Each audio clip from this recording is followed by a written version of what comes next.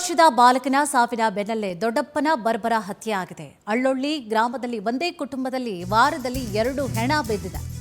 8 ವರ್ಷದ ಬಾಲಕನ ಸಾವಿನ ಬೆನ್ನಲ್ಲೇ ದೊಡ್ಡಪ್ಪನ ಬರ್ಬರ ಹತ್ಯೆ ಆಗಿದೆ. ಅಳ್ಳೊಳ್ಳಿ ಗ್ರಾಮದಲ್ಲಿ ಒಂದೇ ಕುಟುಂಬದಲ್ಲಿ ವಾರದಲ್ಲಿ 2 ಹೆಣ ಬಿದ್ದಿದೆ. ಕಲಬುರಗಿ ಜಿಲ್ಲೆ ಸೇಡಂ ತಾಲೂಕಿನ ಅಳ್ಳೊಳ್ಳಿ ಗ್ರಾಮದಲ್ಲಿ ಆಗಿರುವಂತಹ ಘಟನೆ ಇದು.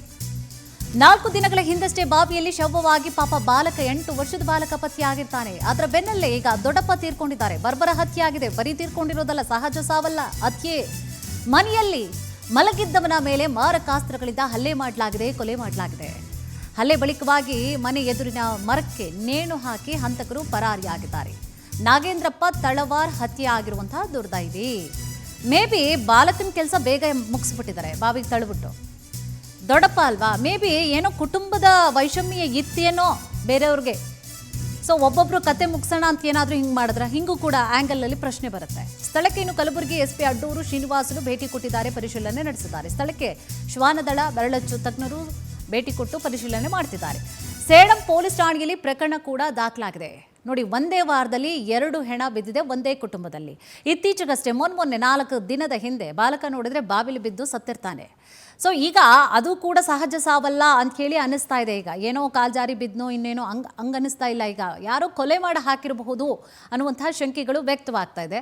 ಅದರ ಬೆನ್ನಲ್ಲೇ ಇದೀಗ ನೋಡಿ, ದೊಡ್ಡಪ್ಪನನ್ನ ಬರ್ಬರವಾಗಿ ಹತ್ಯೆ ಮಾಡಲಾಗಿದೆ. ಕೊಲೆ ಮಾಡ್ತಾರೆ ಫಸ್ಟ್, ಆನಂತರವಾಗಿ ನೇತ್ ಹಾಕ್ತಾರೆ.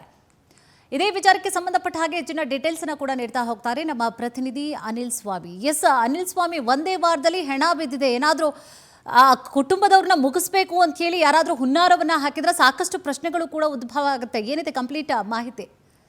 ಸುಷ್ಮಾ, ನಿಜಕ್ಕೂ ಇವೆಲ್ಲ ಘಟನೆಗಳು ಸರಣಿ ಘಟನೆಗಳು ನೋಡ್ತಾ ಹೋದ್ರೆ ಅವರ ಕುಟುಂಬವನ್ನ ಏನು ಸೈಲೆಂಟ್ ಆಗಿ ಮುಗಿಸಲು ದುಷ್ಕರ್ಮಿಗಳು ಪ್ಲಾನ್ ಮಾಡಿದ್ರೆ ಎಂಬ ಅನುಮಾನ ಕೂಡ ದಟ್ಟವಾಗಿ ಕಾಡಿದೆ ಅಂತ ಹೇಳ್ಬೋದು.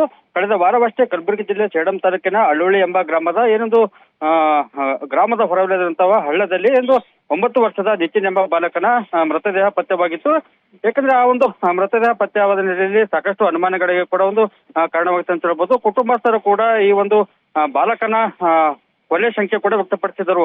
ಆ ಒಂದು ಘಟನೆ ಮಾಸುವ ಮುನ್ನವೇ ಇದೀಗ ಆ ಬಾಲಕನ ದೊಡ್ಡಪ್ಪ ನಾಗೇಂದ್ರಪ್ಪ ಏನಿದ್ರೆ ಅವನನ್ನ ಮಾರಕಾಸ್ತ್ರಗಳಿಂದ ಬರಬರವಾಗಿ ಹತ್ಯೆ ಮಾಡಿ ಅವರ ಮನೆ ಸಮೀಪವೇ ಮನೆಯೊಂದರ ಮುಂದೆ ಮರಕ್ಕೆ ನೇಣು ಹಾಕಲಾಗಿದೆ ಆ ಶವಕ್ಕೆ.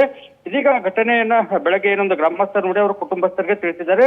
ತಕ್ಷಣವೇ ಒಂದು ಸ್ಥಳಕ್ಕೆ ಸೇಡಂ ಠಾಣೆ ಪೊಲೀಸರು ಕೂಡ ಭೇಟಿ ನೀಡಿ ಪರಿಶೀಲನೆ ನಡೆಸಿದ್ದಾರೆ. ಯಾಕಂದ್ರೆ ಕಳೆದ ವಾರವಷ್ಟೇ ಏನೊಂದು ನಿತಿನ್ ಎಂಬ ಬಾಲಕರನ್ನ ಹತ್ಯೆ ಅನುಮಾನಾಸ್ಪದ ಸಾವಿನ ಬಳಿಕ ಇದೀಗ ಅವರ ದೊಡ್ಡಪ್ಪ ನಾಗೇಂದ್ರಪ್ಪನನ್ನ ದುಷ್ಕರ್ಮಿಗಳು ಹತ್ಯೆ ಮಾಡಿ ಮರಕ್ಕೆ ನೇಣು ಹಾಕಿದ್ದಾರೆ. ಇಷ್ಟೆಲ್ಲ ನೋಡ್ತಾ ಇದ್ರೆ ಏನೊಂದು ಹಳೆ ವೈಷಮ್ಯ ಎಂಬ ಒಂದು ಶಂಕೆ ಕೂಡ ವ್ಯಕ್ತವಾಗಿದೆ. ಆದ್ರೆ ನಿಖರವಾಗಿ ಯಾವ ಕಾರಣಕ್ಕೆ ಈ ರೀತಿಯ ಒಂದು ಕೊಲೆ ಮಾಡಲಾಗಿದೆ ಅಂದ್ರೂ ಕೂಡ ಒಂದು ಸೇಡಂ ಪೊಲೀಸರು ತನಿಖೆ ನಡೆಸುತ್ತಿದ್ದಾರೆ.